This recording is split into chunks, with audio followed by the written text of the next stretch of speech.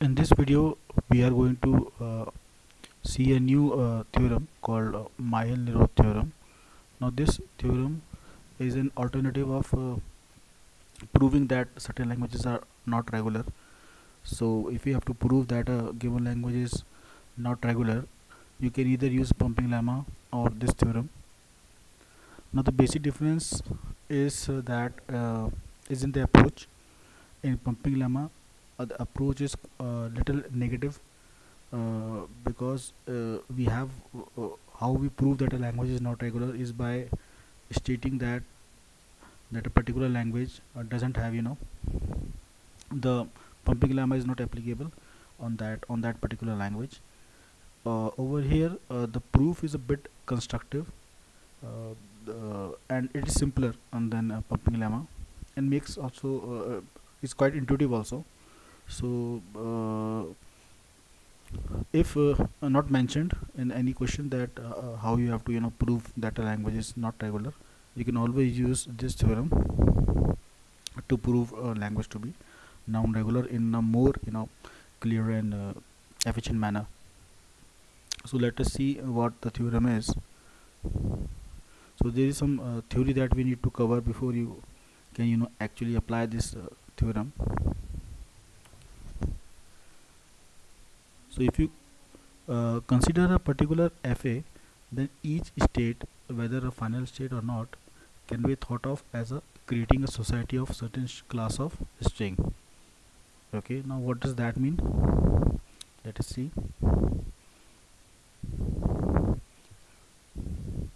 So each state of a FA, if it whether a final state or not, it always create a society of certain class of string. So for example, if you have a language which accepts all the words which ends in A, then this could be the start state.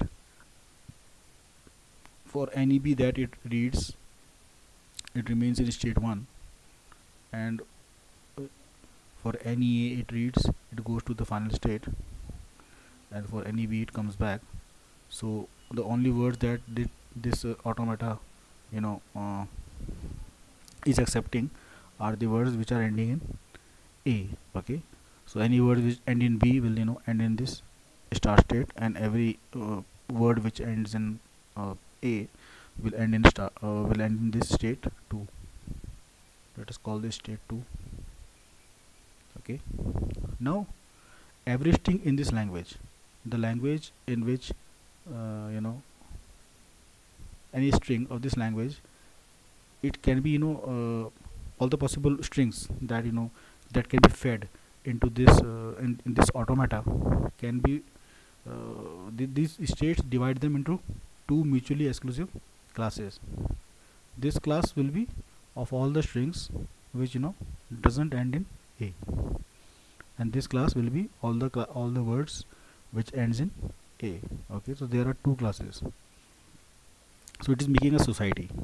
Society 1 are all the words which doesn't end in A, including lambda, then this B, then AB, and so on. Okay,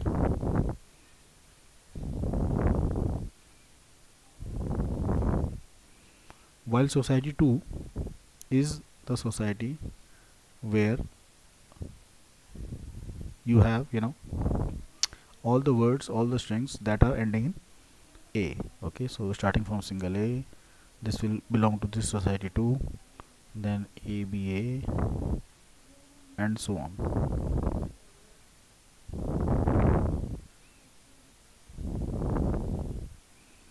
Okay, now the two strings can be said to both belong to a society of state x4. Let us say that we are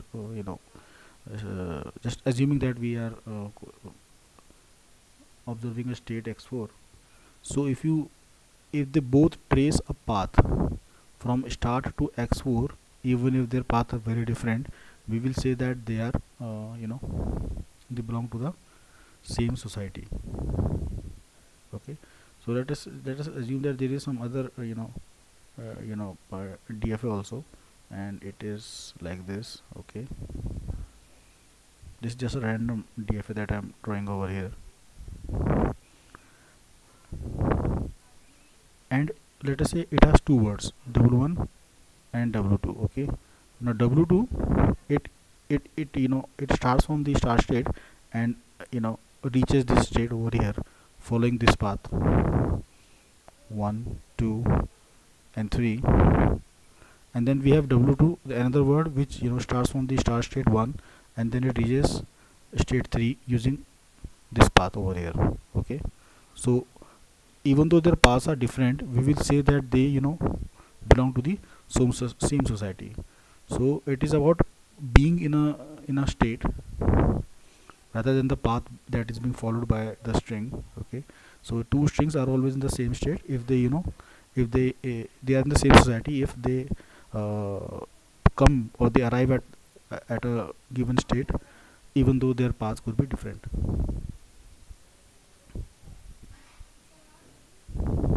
Therefore, every state, it defines a society, because every one of the infinitely many possible input strings, they end up at one of the finitely many states.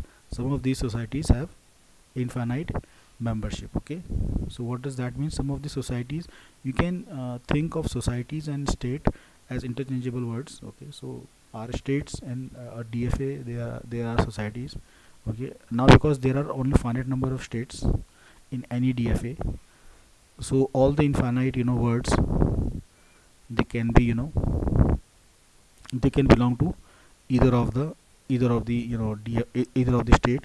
So there are many infinitely many strings that can be fed into a given automata, and the states, they can divide all these strings. I'm not talking about words, I'm talking about strings. Strings could be the basic difference between a string and a word. A word is a valid string in a language, and a string could be a word also, and a string could be something which is not being accepted by a DFA. So the string, they can the DFA, it divides all the string in mutually exclusive classes. And so if we have two strings, all the infinitely many strings can be they can either belong to this DFA state or can belong to this state over here. Now we come to this second important observation, that if strings x and y are in the same society, you can think of them being in a same state, then for all the other string z's, either both xz and yz, this xz means x and z are being concatenated, similarly for y and z, either both xz and yz are accepted by the machine or both are rejected. Now what does that mean? Let us say we are talking about our earlier DFA, which accepted only words which ended in a. Then let me draw that DFA for you. B over here, A over here, and then for B it came back to the like this. Okay, so let us pick two strings, A, B and B. Okay, you can think of this as x and this is string y. Okay, if you can guess correctly, as of now, to which state does these strings belong, x and y? They belong to this first state. Okay, because over here they are ending in B, so they will be in the non-final state. So these two strings x and y are said to be in the same society if for a particular string z, either both of them are rejected or both of them are accepted. Okay, so if you pick z to be, let us say, any string, let us say I pick A for them, and I concatenate x with z, what do I get? A, B, A. Now A, B, A, that will be accepted. What about B, A? It will also be accepted. If I pick z to be double B, then for x z, the string will be AB double B, and it will remain in this state. The string will be rejected, and YZ, it will be triple B, that string will also be rejected. Okay, so that means X and Y, they are in the same society, they are in the same state or the same society. Okay, if that doesn't happen, we will say that the strings are in different society. Okay, let us pick a word from here. Okay, string which is part of this society over here. It could be double A. Okay, and then pick a word from this society, a string from this society, which is AB. Then for a third, any Z, this may or may not end up in the same state. Okay, so if you take Z to be B, then this will AAB, it will come to this state, and ABB, it will come to this state. Okay, if you pick a, this triple A, it will be accepted, and this ABBA, it will be it will also be accepted. So it may or may not follow a same path, and it depends upon the nature of the DFA. So the two strings may or may not be in the same state, and it depends upon a third string Z. So if for same Z, it is either both of them will be accepted or both of them will be rejected. So that should happen.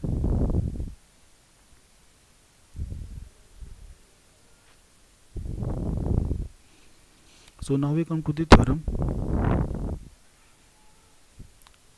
So this is a theorem that we are actually going to use in proving that the languages are not regular. So we shall say that any two strings X and Y are in the same class if for all possible strings Z, either XZ and YZ are in L or both are not. Okay, so two strings are in the same, this is what we discussed in the previous slide. For any two strings X and Y, they are in the same class if for all the other possible strings Z, either XZ and YZ are in the same language or they are not both. Okay, so they sync or sail together. So these are some observations that comes from this theorem. The language L, it divides the set of all possible strings into separate mutually exclusive classes. Now this is important. A string cannot belong to more than one class. It will strictly belong to a particular class. And if L is regular, the number of classes L create is finite. Okay, this is a very important observation that we reach at. So if the language is regular, the number of classes it creates, the classes are always finite. And in conversely speaking, if the language is not regular, then the number of classes will be infinite. We are going to see that. We will pick some examples, and we will see that for non-regular languages these classes will be infinite, and for regular the classes will be finite. Okay, and the third statement is just passive voice of this second statement. So if the number of classes L create is finite, then L is regular. Okay, so vice versa, the number of classes L create is finite, then it is regular, and if it is regular, then the number of classes that the language creates is finite. Okay, so let us understand this with some examples. So let us take a language of all the word that ends in A. Okay, so we have already seen a DFA for this language.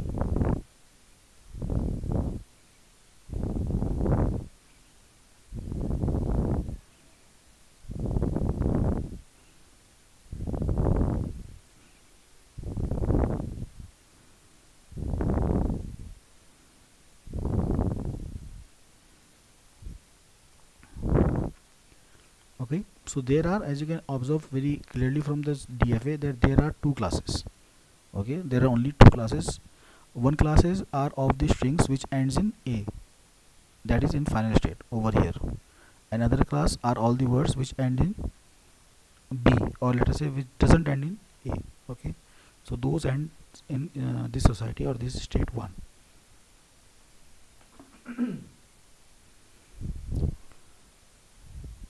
So this language of all the words which ends in a, it divides all the strings on all the words into only two mutually exclusive classes. The class 1 is where all the words which doesn't end in a, and class 2 is the class in which all the words end in a over here. Okay, so I'm calling this class 1 and class 2 over here. It is class 1 is all the words which ends in the final state. Okay, so whatever word you pick, it will either be in class 1 or class 2. Okay, so let us say you say ABB, this will be in class 1. Take AB, class 1, AAA, class 2, ABA, class 2, and so on, because the number of classes are finite, therefore the language is regular. Okay, let us come to a different example.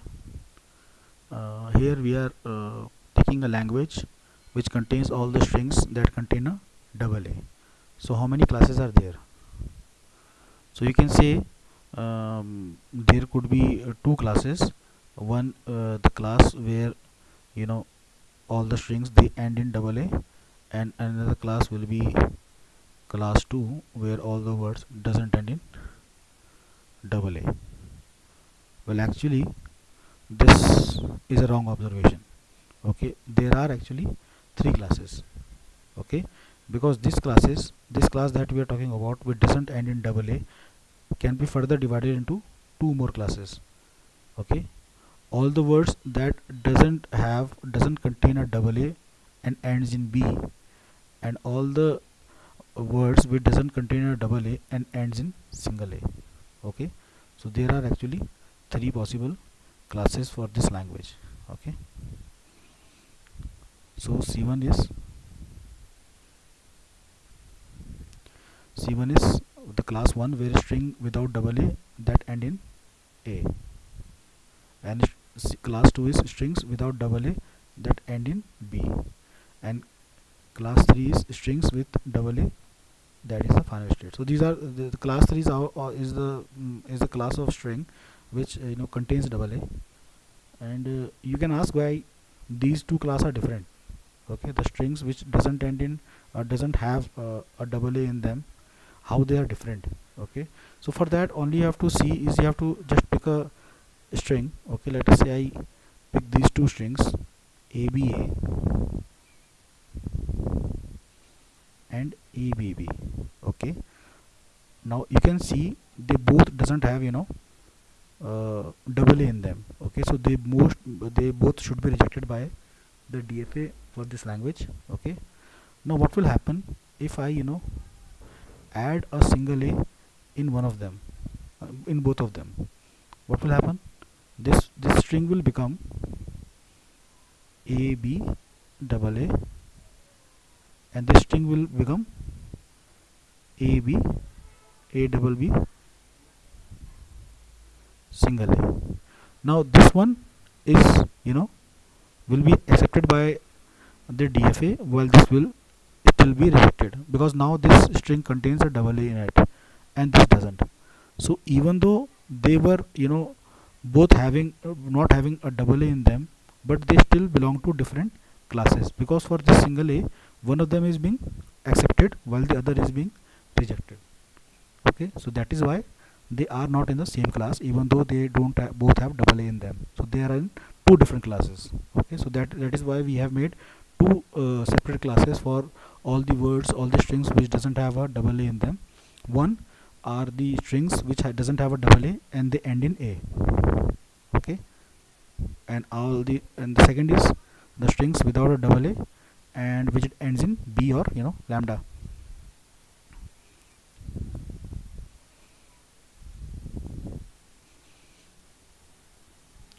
So this should be clear to you why there are two classes for all the strings which doesn't have a double A in them. Okay, and now the language is regular, as we know, because the number of classes that this language creates is finite.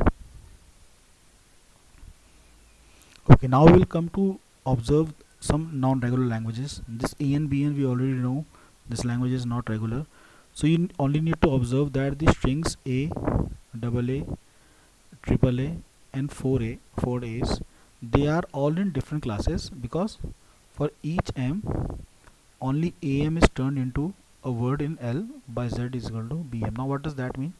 Is this that uh, if you pick any word from here A, then there could be double A. I'm talking about the first half of the string, then triple A, then triple B. Okay, and now you pick any B, any let us say you pick double B over here. Then what will happen? A double B, it is not a word of the language. Double A double B, it is a word of the language. And then triple A double B, not in the same class, not in the same class. So all of them will be creating a mutually exclusive class of their own, and those classes will be infinite. Okay, so for any single BM, for m greater than equal to 1, only one of them will be be a proper only one of them will be accepted if you concatenate that AM with this BM. Okay, and therefore what will happen, that there will be infinitely many classes. There cannot be finite possible of classes, because for a single BM only a particular type of A's will be accepted by the language. So there are infinitely many classes. So can you make a DFA with infinite classes or infinite states? We cannot make a DFA with infinite states, and therefore this language is we conclude this language to be not regular.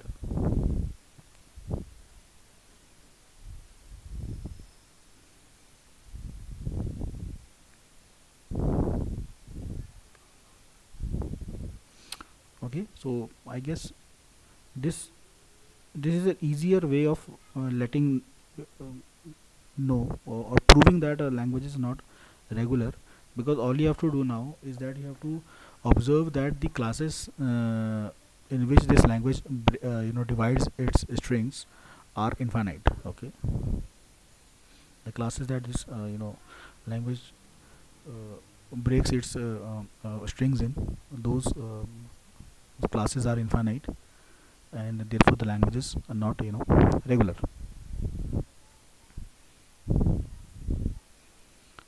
Let us see one more language, ANBEN. Now this is also not regular. Why? Because if you note this string AB, then you pick another string AAB, then you pick, I'm talking about the half of this string AB, then you pick another string A triple B, and you can go like this forever. You will see that all these strings, they cannot belong to the same class. Why?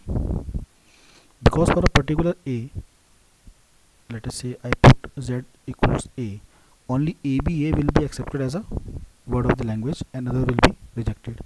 Similarly for double A, this will be accepted, AABA will be accepted, while others will be rejected.